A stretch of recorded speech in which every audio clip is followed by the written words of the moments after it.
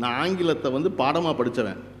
பாடமாக படித்த பொழுது எனக்கு ஆங்கில இலக்கணம் கிடையாது. என் கல்லூரியில் நம்ம மொழி படிக்க போனால் இலக்கணம் படிப்போம்ல, இலக்கியம் படிக்க போனால் இலக்கணம் படிப்போம்ல. அப்போ நான் என் பேராசிரியரை கேட்டேன், 3 வருஷம் நான் இங்கிலீஷ் படிக்கிறேன், ஆனால் எனக்கு கிராமரே இல்லையே ஏன்னு கேட்டேன்.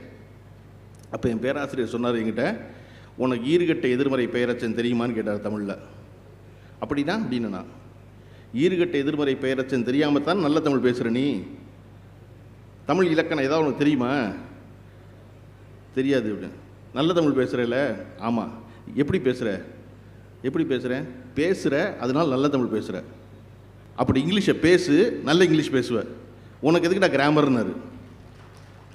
நீங்கள் present tense, past tense, present ஃபியூச்சர்னு சொன்னீங்கன்னா குழப்பம்தான் வரும். இஸ்ஸா வாசா வில்லா உட்டா அப்படின்னு தேவையில்லை, அதை பேசு வந்துடும்னாரு. அப்போ பேசுவதற்கு நமக்கு வார்த்தை வேணும்.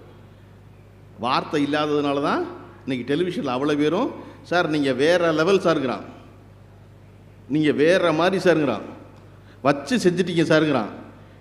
இதை தவிர வேறு ஒன்றுமே ஏன் சொல்ல மாட்டேங்கிறான்? வார்த்தை கிடையாது.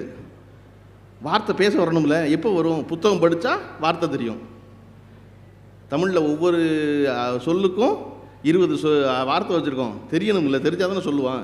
அதை போல் இங்கிலீஷ் சொல்லணும்னா, இங்கிலீஷில் பேசணும்னா அதை படிக்க தொடங்கணும்.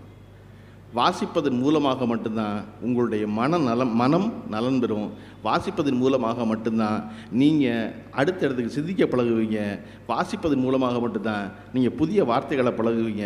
வாசிப்பதன் மூலமாக மட்டும்தான் நீங்கள் தடையின்றி உங்களுடைய கருத்தை உங்களுக்கு அருகில் இருக்க ஒருவனுக்கு விளங்கும் வண்ணம் எடுத்து சொல்ல முடியும்.